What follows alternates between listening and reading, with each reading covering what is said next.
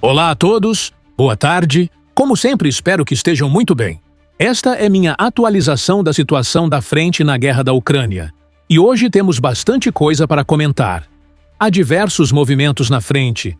Há movimentações em Sumy. Há movimentações em Kursk. Informações muito importantes da zona de Kursk. Também há avanços bastante marcantes em diferentes pontos de Donetsk. Então, vamos acompanhar tudo isso hoje. Mas antes de começar, gostaria de lembrar que a melhor forma de apoiar este canal é por meio da inscrição. Sem perder mais tempo, vamos começar com o vídeo de hoje. Vamos primeiro falar sobre os avanços na frente, do sul para o norte, e depois falaremos sobre o que aconteceu em Kryvyi Rih durante as últimas horas. Vamos começar pela zona de Donetsk, onde foram registrados diferentes avanços por parte do exército russo. Em primeiro lugar, avançaram um pouco ao norte de Roslivl. Nós falamos sobre a captura de Roslivl e também comentamos que a tomada dessa localidade poderia acabar sendo fundamental para o que aconteceria depois com a localidade de Constantinopil. Lembremos que, em Constantinopil, as forças russas haviam entrado na localidade, mas o grosso do controle permanecia com os ucranianos. Porém, após a captura de Roslivl, apresentava-se a possibilidade de que, devido à pressão de os russos controlarem esse último povoado, Constantinopil caísse rapidamente. E isso efetivamente aconteceu. Durante os últimos 2 dias, tem sido reportado por diversas fontes que Constantinopil agora está sob controle russo. Como vimos há alguns dias, no último vídeo que postamos aqui, falamos sobre os novos avanços russos ao sul de Constantinopil como consequência da captura de Roslivl. Então parece que definitivamente a captura de Roslivl deu aos russos o controle de Constantinopil. Mas isso não é tudo. Esses últimos movimentos também estão aproximando os russos da localidade de Bagatyr, que parece ser o próximo ponto pelo qual eles pretendem avançar ao longo deste eixo da frente. Dito isso, passamos agora à cidade de Toretsk. Muito falamos sobre Toretsk recentemente, sobre o contra-ataque ucraniano que começou com grupos de infiltração e que depois se transformou em ataques mais contundentes, aproveitando certa desorganização e descuido por parte das forças russas que não asseguraram os flancos da cidade. De repente, a Ucrânia conseguiu reativar a batalha por uma cidade que já havia perdido, capturando diferentes posições dentro de Toretsk. Porém, durante a última semana, a situação na cidade mudou de forma bastante drástica. Comentamos como os russos começaram a enviar reforços para essa zona, rotacionaram diferentes grupos de tropas, enviaram mais soldados e estavam usando uma grande quantidade de drones para pressionar as forças ucranianas. Durante os últimos dias, também comentamos sobre o contra-ataque russo na zona de Toretsk. Falamos de como eles conseguiram avançar em diversos pontos. Algo que sempre mencionamos ao falar da zona de Toretsk é que essa é uma batalha por diferentes terricones, pontos elevados de resíduos industriais, que acabam sendo fundamentais. Consolidar posições nesses montes permite manter uma melhor posição contra futuros ataques ou diferentes missões nos combates. O que comentamos é que, após os últimos avanços russos, foi possível capturar mais território, mas ainda havia alguns terricones mantidos na zona cinzenta. Por isso, é difícil consolidar capturas. A batalha por Toretsk, em alguns pontos, mais do que estar pintada como azul ou vermelho, ou seja, sob controle russo ou ucraniano, tem muita zona cinzenta. É uma frente bastante fluida. Durante as últimas horas, diversas fontes, incluindo Yasu e Maps, reportam que os russos conseguiram capturar um dos terricones importantes nesse setor ao norte de Toretsk, o que permitirá consolidar mais suas posições e projetar maior potencial ofensivo para o restante da cidade. É importante ficar atento ao que pode ocorrer.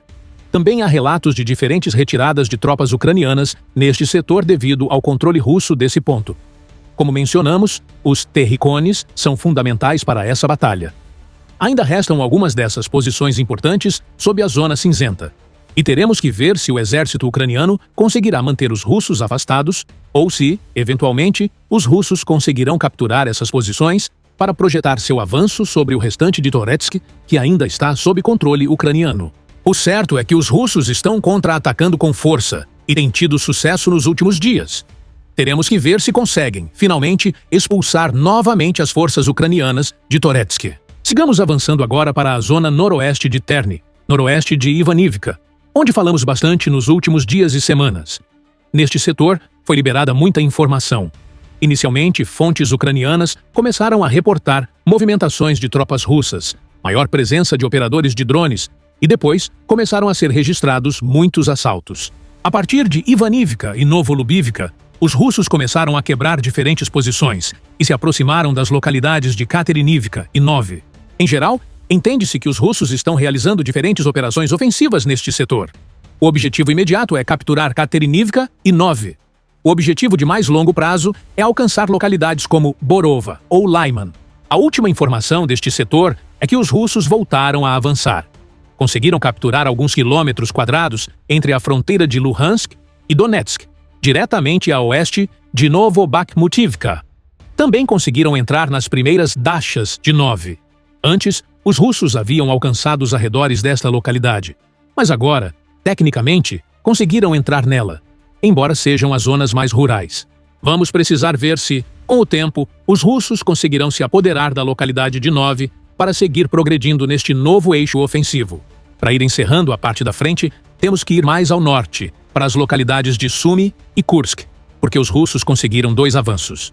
Cerca de 30 a 40 horas atrás, talvez um pouco mais, os russos capturaram por completo a localidade de Bassivka, a maior que conseguiram capturar, se não me engano, na região de Sumy. Isso tem a ver com as operações que estamos vendo dos russos para avançar pelos flancos de Sumy e gerar problemas logísticos sérios para os ucranianos. Já vimos o impacto disso, especialmente durante o contra-ataque ucraniano na região de Kursk. Falamos da importância dessas operações para avançar dentro de Sumy, já que os russos agora conseguiram exercer bastante pressão sobre as rotas de suprimento ucranianas. Isso sabemos, mas também há outro fator, tanto em círculos russos quanto em círculos ucranianos, inclusive mencionado por autoridades ucranianas e fontes russas. Existe a possibilidade de que, após a recaptura de Kursk, aproveitando as tropas ali presentes e o impulso moral, os russos queiram lançar uma ofensiva dentro de Sumy. Não sabemos se isso vai acontecer, nem sua escala. É um rumor. Mas, se acontecer, seria muito importante para os russos manterem as posições já capturadas para projetar futuros movimentos. Temos que considerar tudo isso ao falar dos avanços e capturas na região de Sumy. Se não me engano, as posições russas em Sumy já igualam ou talvez superem as posições ucranianas em Kursk. Eles mantêm mais localidades. Os russos capturaram Bassivka, Noviyenke e Yuravka, 3 localidades, enquanto a Ucrânia agora mantém apenas Lesnya e Hornal sob controle. Mas especialmente na zona de Hornal, a Ucrânia ainda mantém bastante território. Também há informações importantes em Kursk. Os russos conseguiram avançar cerca de 2 quilômetros quadrados ao norte de Lesnya. Pode parecer pouco, mas é relevante considerando o que resta à Ucrânia na direção de Olina, cerca de 4 ou 5 quilômetros quadrados. As posições ucranianas em Kursk estão divididas em 2. De um lado, Olina, do outro, Hornal. Em Hornal, há muito mais território e os russos ainda estão relativamente longe. Mas, em Olina, os russos estão praticamente nos arredores de Lesnya. Agora vem o importante. Diversas fontes reportam que já começaram os primeiros assaltos contra Lesnya. Ainda são ataques preliminares, nada muito contundente, mas já há ações nas imediações da localidade, e os avanços mencionados parecem estar ligados a isso. Parece que os russos estão se preparando para finalmente tomar essa localidade. A possível captura ou recaptura de Lesnya seria bastante importante, pois fecharia um dos flancos que a Rússia ainda enfrenta em Kursk. Seria simbolicamente importante e permitiria projetar novos avanços para Sumy. Por fim, os russos poderiam concentrar seus esforços, tropas e recursos para expulsar os ucranianos de Hornal, embora ainda falte para isso. Nos últimos tempos, os movimentos em Kursk estão mais lentos e, até certo ponto, lógicos, considerando as pequenas posições que restam à Ucrânia. Isso reduz os problemas logísticos, o que, por sua vez, desacelera os movimentos, pelo que entendo. Mas, ainda assim, os russos voltaram a avançar e toda essa operação segue ativa. Para encerrar o vídeo de hoje, vamos falar de algo bastante terrível que aconteceu nos últimos dias. Foi reportado, segundo os ucranianos, um ataque russo contra a cidade de Kryvyi Rih, onde uma zona residencial foi atingida. Morreram 19 pessoas e o número de feridos já chega a 75.